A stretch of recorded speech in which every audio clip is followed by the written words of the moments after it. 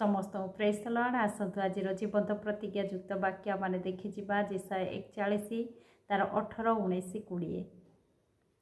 आम्भे वृक्ष शून्य उच्चस्थली नदनदी करिबा और समस्थली मध्यरे निर्झर मान फिटाइबा। आम्भे प्रांतर को जलाशय और शुष्क भूमि को जल निर्भर करिबा। आम्भे प्रांतर रे एरस बाबल और मेहेंदी और तैलवृक्ष रोपण करिबा। आम्भे मरुभूमि रे देवदारू तिधर और तासुर वृक्ष एकत्र कराई लगाइबा। तहिरे सदाप्रभुଙ୍କ हस्त एही कार्य करिअछि और इस्राएल धर्म स्वरूप यह सृष्टि करिअछन्ति बोली लोकमाने एकत्र देखिबे और विवेचना करि बुझिबे। Praise the lord. प्रभुଙ୍କର वाक्य आज आमारको कथा कहे। प्रभु वृक्ष शून्य स्थान रे नदनदी बोहेबा परमेश्वर। जो जगार पानी नाई सुखी जाइछि से स्थान से निर्झर बोहाइबा परमेश्वर। प्रांतर को से जलाशय और शुष्क भूमि को से जल निर्भर करिबा परमेश्वर। Praise the Lord. आज आमारको जीवन मध्य कौनसी विषय शुष्क हो जाइछि कि जलशून्य हो जाइछि कि ताहले परमेश्वर आज से शुष्क स्थान रे निर्झर बोहाइबा परमेश्वर। आमानकर मरुभूमि परि जीवन को से संपूर्ण जलाशय करिबा परमेश्वर अटंती। आज आमारे आनंद मध्य सुखी जाइछि कि आज आमानकर खुशी सुखी जाइछि कि आमानक जीवन रे कौनसी उत्तमता सुखी जाइछि कि आमे प्रभुଙ୍କ निकटवर्ती हेबा। आमानक से सुखिला जीवन को पुनर्बार से सतेज करिबा पाई चाहती। पुनर्बार जलाशय करी आमानक से उल्लसित करिबा पाई चाहती। प्रभुଙ୍କ वाक्य कहे आम्भे प्रांतर रे एरस बाबल और मेहेंदी और तैलवृक्ष रोपण करिबा। आम्भे मरुभूमि रे देवदारू तिधर और तासुर वृक्ष एकत्र लगाइबा। Praise the lord. प्रभु मरुभूमि स्थान रे मध्य से अनेक देवदारू तिधर और तासुर वृक्ष लगाइबा परमेश्वर।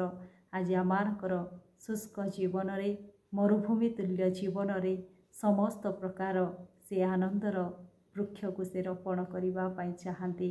जहा द्वारा परमेश्वर जे सामर्थी से जे आश्चर्य कार्य करि पारंती यहा परमेश्वरंकर लोकमानक द्वारा लोक माने जानि पारिबे। प्रभु कहंती एई कार्य करिअछंती बोली इस्राएल धर्म स्वरूप यह सृष्टि करिअछंती बोली लोक माने एकत्र देखिबे विवेचना करि बुझिबे। Praise the lord. प्रभु आज आमानक द्वारा से महिमानित हेबा पाई चाहती। आज आमाने सुखी जाइथिले मध्य आमाने प्रभुଙ୍କ निकटवर्ती हेबा। आमानकर जो शुष्क पूर्ण जीवन को प्रभुଙ୍କ हस्तरे देबा। प्रभु आमानक से उल्लसित करिबे। आमानक जीवन को निर्झर बोहाइबे आ सतेज करिबे। आम्भ द्वारा प्रभु महिमानित हेबे।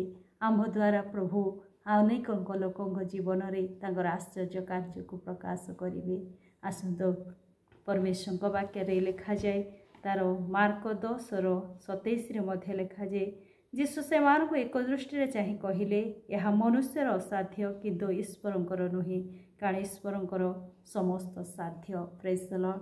आज आमानकर जीवनर परिस्थिति को देखि आमाने भाबू मो जीवन रे आउ से सतेजता आसी पारिबो नाही। से आनंद आउ आसी पारिबो नाही। से पूर्णता आउ आसी पारिबो नाही। से शुष्क जीवन पुनर्बार निर्झर आउ बहिबो नाही। किंतु प्रभुଙ୍କ वाक्य कहे यह मनुष्य पक्षर असाध्य किंतु ईश्वरଙ୍କ ठारे नुहे।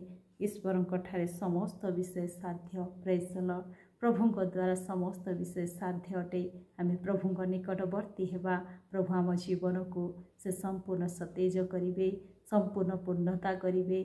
आम जीवन रे नदनदी तुल्य निर्झर बोहाई प्रभु तांकर आश्चर्य कार्य को प्रकाश करिबे। प्रभु ए वाक्य द्वारा मते आपण को आशीर्वाद करंतु। आमेन।